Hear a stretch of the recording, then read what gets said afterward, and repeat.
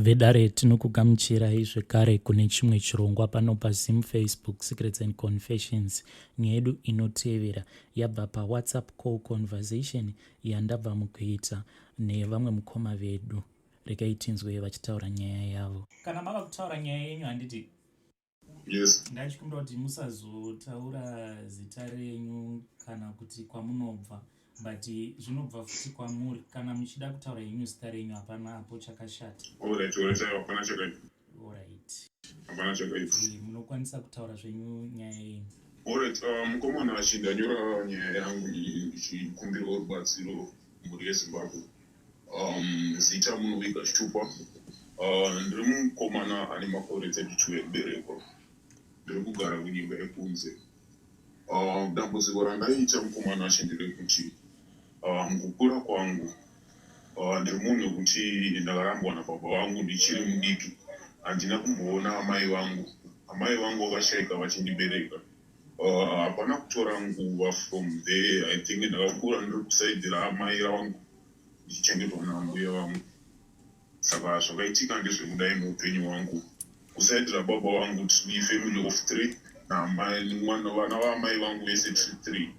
Inini mukoma wangu nasisi vangu. First born yemba medu munhu musikana ndivo vanhu vasisi vangu. Second born mukomana anova ndiye mukoma wangu kuchitevera inini.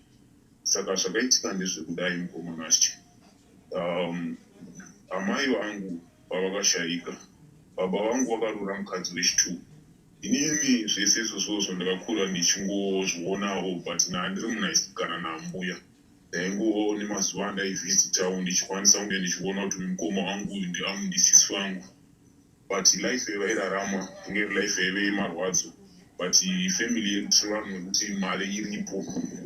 Baba vakasirwa mari nababa wavo but havakwanise kuti vabatsire vana vavo vekubereka. Vanobatsira vatoro. Chinondinetsa ndechekuti since from I think kubva sisi vangu vari vadiki situation yavanayo izvezvi nesituation yatinayo zvinhu zvakangoda kufanana. Because inini ndiri munhu wekuti ndakapedza chikoro ndichiendeswa kuchikoro nambuya vangu nemari yepensheni yasekuru vangu. But ndikakudzai from there handina kana mari yandokwanisa kuvabatsira nayo. Inonetsa ndikabata mari haikwanisi kutenga. But ndiri munhu anotambira mari yakawanda. Mari yekuti pamwedzi I'm a qualified electrician in Cape Town. But ndikakuudza kuti mari ndikaibata handina chandinoita nayo mukomana wacho. Inongoperera mumaoko. Ndakatobva kutenga mota, ndatenga mota ikangodzima mota from Norway. Ndikaenda nayo kumakenic mota haina kumuka. Pandatenga baki ikangodzima haina kumuka mukomana wacho. Upenyu hwandiri kurarama izvezvi, but there is something that is wrong. Because kana sisi vangu vanotaura kuti since vachiri vadiki vanongorota vanhu vachivarara muzvidhoma. Like kutongomuka vakatota zvidhoma zvinenge zvichingovarara. But murume wavo haasitorina chido navo because zvakaitika muupenyu hwavo ndezvekuti munhu wekuti atongogive up angoti anything can happen kana kufa kuri nani because zvangofanana. Vanongorarwa vasingaoni zvese everything zvinongoitika muupenyu hwavo. Vanongomuka mabasa vane minyama yemabasa. Chitupa vakatozochiwana vatokura ite like from 30 years ndo vakatozoita chitupa from there. Then now kana ndikada kutarisa upenyu hwachona handiona upenyu hwakanaka mukomana wacho because inini ndikatarisa kusaidi kwangu ndiri kutaurirwawo kunzi ndasara nemakore mashoma ekurarama panyika. But ndiri munhu atoriwo nefamily yake wane vana vake. Zviri kundinetsa kuti chii chingaita kuti vana vangu vanozosara nani. Zviri kundinetsa izvozvo mukomana wacho. Zviri kundiitwa munhu. Sekuru vangu baba vangu vari kunzi vakasirwa mushonga nasekuru vangu. But from there havasi kuda kuti vakwanise kunge vachiregera mishonga yavo, vakwanise kukururawo hama dzavo nemhuri yavo. Havaonani nehama dzavo, vakavengana nehama dzavo. Tine mapurazi asekuru vachona ivavo vakafa vakavasiyira zvinhu zvavo. But ivo vanozviita munhu ari innocent. Sekuru baba vakarwara vakanzwa musoro. At the same time sisi vangu vanonzwawo musoro.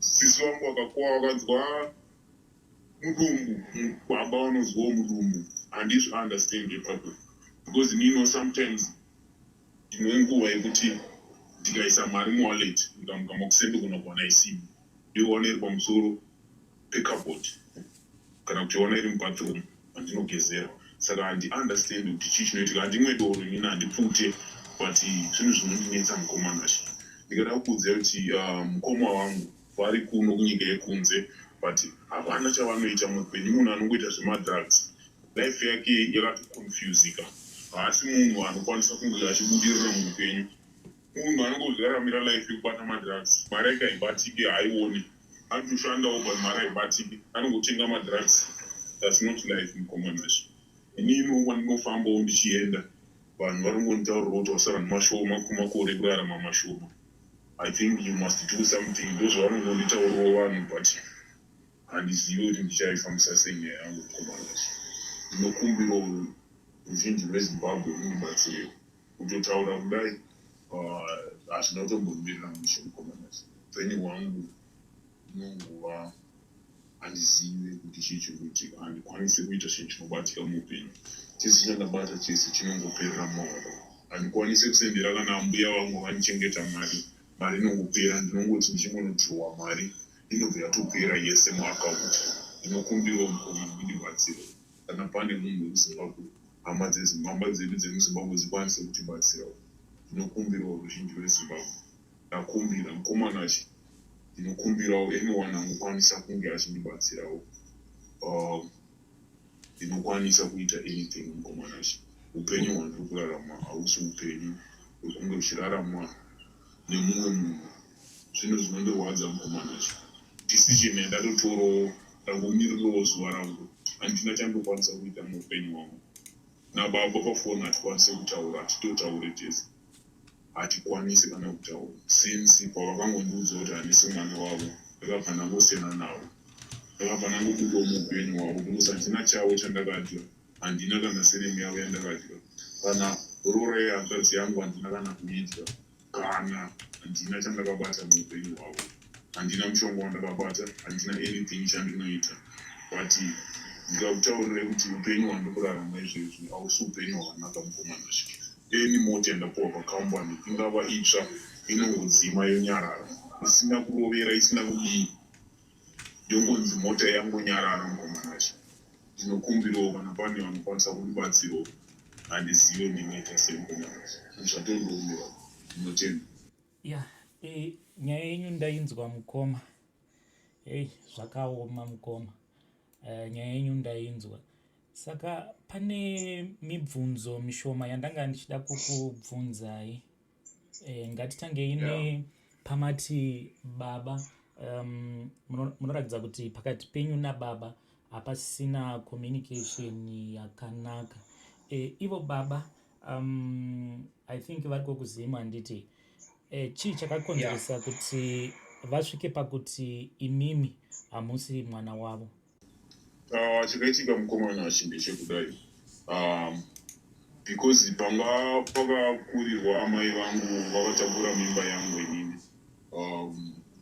baba mai vangu vari kunzi vakambosangana nemumwe murume but zvanga zviri zvinhu zvekuti havana kurara vese kunzwa kana ambuya vangu vachinditsanangurira because zvandiri nini ndakangofanana same way zvakangoitwa vana wavo tikangoita lookalike hapana chinhu chekuti kana imi mukatarisa mwana wavo mukomana mumwe wekumwe mukadzi takangofanana there is no way yekuti munoti handisi mukoma wemufana iyeye takangofanana hapana chakasiyana mukatarisa mukoma wangu we look like twins kunoita kunge matwins takatotorwa DNA test kuno tikatoona ayo no we are brothers maona zvinhu zvekuti zvakandikanganisa muupenyu hwangu zvinotondinetsaona nhasi kuti ndakangorambwa from Norway kuchikoro ndaigona until now nditori qualified person pazvinhu zvake zvaanoita zveupenyu but handina chinhu chokuti ndinochiita chichibatika muupenyu mari inobatika but haikwanise kushanda haitenge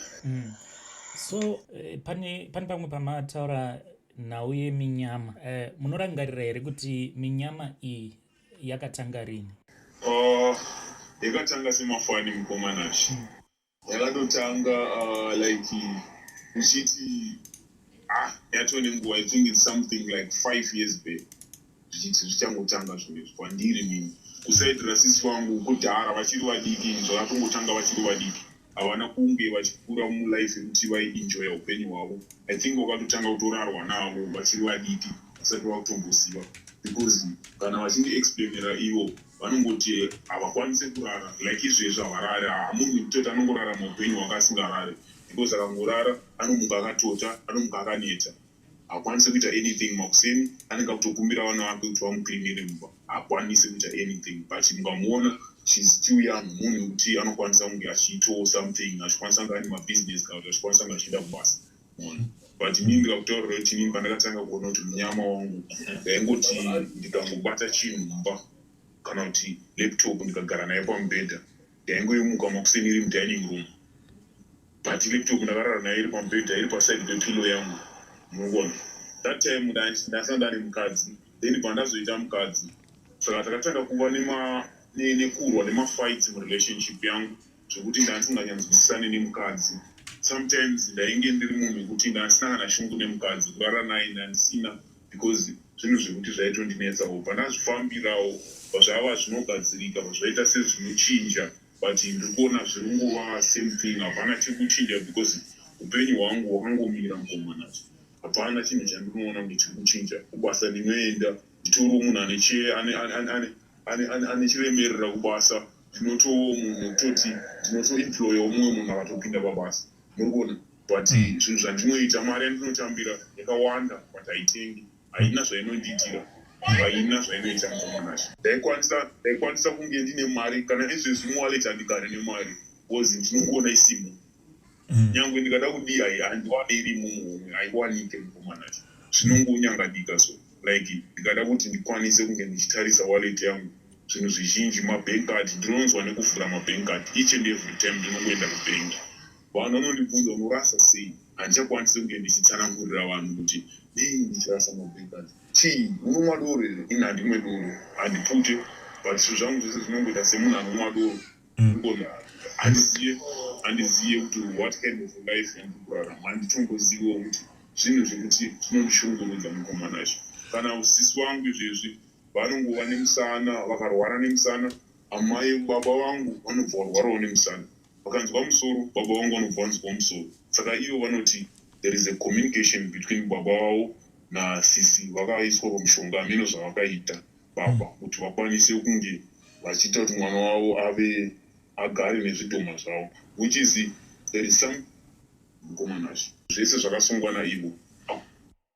Apa muri kutaura zvemabank cards, mune example here yamungakwanisa kutipa kuitira kuti mhuri yeZimbabwe ikwanise kunzwisisa kuti like musi wakati pamunoti makavhura wallet yenyu mukabva maona kuti hamusisina bank card, munokwanisa here kungotipa muenzaniso? Mire ndikupe example yakaitika I think 3 days back. 3 days back ndakadrawa mari paATM ndikaisa 500 rand muwallet, handina chandakatenga nayo mari iyoyo. Pandaenda kumba, ndichisvika kumba ndine mwana wangu musikana mudiki namadhamu vangu, but vese vakanga vasipo pamba. Panguva yandakasvika kumba ndichibva kubasa, wallet yangu ndakaisa pamubhedha netrouser rangu iri mutrouser, mukati metrouser. But from there ndichikuenda nokugeza ndichidzoka ndichiti ndada kubuda ndanoona mafriends angu, wallet ndakaiona isimo mutrouser, ndakaiona yamushelf mangu. Murikuona, from shelf imomomo wallet ndakaiona isina mari yandakanga ndakaisa imomo. Murikunzwa mukomanazvo, ndakawana mari yaiva iri muwallet yanga iri almost 40 rand, ndirainga iri muwallet 40 rand iyoyoyo. Ndatone almost 2 weeks ndichiishayiwa 40 rand yomuwallet, ndo yandakawana iri muwallet. But 500 yandakadrowa ndakaiwana isimo muwallet, but slip rekuti ndakadrowa mari ndakanga ndinaro, ndokuratidza kuti madhamu watikatonetsana zvikanzi iwo mari unongoishandisa but nei isingaoneke, nei mari yacho nausingakwanisi kutenga something, chii chiri kuitika, watengei? Ndikati no, mari ndandakaisa muwallet umu. Ndakuita semunhu anonyepa murelationship yangu. Murikuona, zvinhu zvokuti zvinondirwadza mukomanacho. Kuva nenguva mari inongotsakatika mumba, ndikaibata nemaoko angu chete mari, ndingangobata wallet chete ndikadrowa mari, haiwanike pandiri mari iyoyo, inotoshayika pandiri. Yeah, aiwa ndiri kupanzwa mukoma vangu, ndiri kupanzwa. Ende pane pamazotaura muchiti makore mashoma, akakuudzai kuti masarirwa nemakore mashoma ndiani? Mune matauriro avakaita munhu wandakasangana naye kuno kwandiri. Ndakaenda ikoko ndikabhadhara mari yekuti ndikwanise kunge ndichimuona munhu wekuti anotozivikanwa. Akanditi nhau iripo ndeyekudai. Munhu wekuno akanditi handikwanise kupinda mudzinza rekuzimbabwe, macultures ekuzimbabwe, handikwanise kunge ndichikubatsira. Zvinotodawo munhu weikoko anokwanisa kunge achikubatsira, achikukururai iwe nababa wako nasisi vako neanyone wefamily. Hamusiri mega makabatwa nezvinhu izvi. Baba wenyu chavakabata chihombe, vakasiyiwa zvihombe. Saka chinhu chakaitika ndechekuti munhu uyu akataura kuti hanzi hapana makore anokwanisa kuita 2 years pamberi uchirarama muupenyu hwako, because zvinhu zvauri kuraramiswa nazvo zvinhu zvokuti zviri kutokanganisa upenyu hwako, and unogona kungofanika accident anytime, because zvinhu zviri kuitika pandiri. Mota inongodzima mukomanashi from nowhere, ndiri muhighway, nongodzima mota. Dzimwe mota kumashure dzinongosvika dzichongoita ma-emergency breaks, which is I don't understand. Dai yadzima kudaro mota iyoyo haigadzirike, yakutoitwa beyond repair. Wotarisa engine iri right, wotarisa anything chiri right. Unonzwa mukomanashi, chinhu chekuti zvinondishamisa. Kana ininiwo ndakatoona kuti ndingambomirega nditoregera kudhiraivha mota, because hazvina zvazviri kundipa. Zviri kungouraya mota dzemakambani, zviri kungouraya kana mota dzandakatenga dzacho hadzina zvadzakandiitira muupenyu mukomanashi. Mari yangu inotenga imari yemukadhi, ndikaenda nayo ndichinotenga something inotenga, but mari yekuti ndaidrowa ndaisa mumwe haitenge mukomanashi. Haitenge mukomanashi. Ndiri kupanzwa mukoma vangu. Hey, zvakangoma hazvo. Let us hope kuti mhuri yeZimbabwe kana yazoteerera nyaya yenyu tinokwanisa kuwana help. Ndinotenda mukomanashi. Ranaoma kusina naya vari kuti havangomirira zuva ravo, because havaziva kutongofunga kutongotora kutongoita suicide. Vakambozama kuzviuraya mazuva apfuura but zvakaramba. Saka vakutongoshuvirawo kungoti dai vakambotorwa naMwari, because havana chavanoraramira. Kana munhu une situation yekuti unobuda ropa, murume atizawo mumba ainotora mumwe mukadzi, wasara nevana, haukwanise kana kuti ukwanise kuita something mumba kwakaneta, usiku wese unorara uchirarwa nevanhu usingazive. Zvinhu zvinotyisa mukomanashi. Zvinhu zvinotyisa. Pamanga muchitaura pane panandanyora pasi umwe mubvunzo maererano nasisi. Ndakandanyora mubvunzo wekuti saka iye mukwasha anozviziva here? Mukwasha anozviziva because vakambofambawo nasisi vangu. Saka mukwasha ngakuti iwewe uri mukadzi wechikwambo, handikwanise kugara newe, ndakutonotsvaga mumwe mukadzi kunze, imba yavo vanayo, muri kuona. But murume akatobuda mumba akati haina, handikwanise kugara nemukadzi wechikwambo, ndakuenda. Zvinhu zvinorwadza mukomana. Murume anotozviziva, situation anoiziva. Aiwa, regai tizozama kuti titsvake help.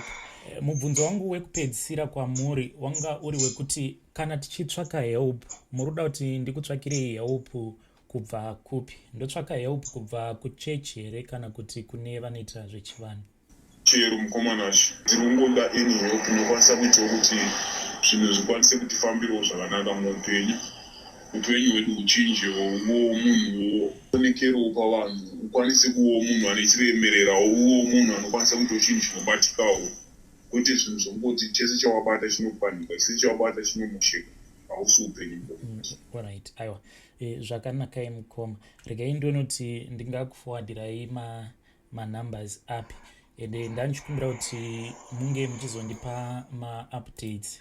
Ende zvanga zvakanaka kuti even nasisi avo mobva mavazivisa kuti muri kutsvaka help, so that kana motsvaka help kana kubatsirwa mungobatsirwa muri pamwe chete. Ndinotenda mukomanashi. Alright. Ngatirambei tichingotaura.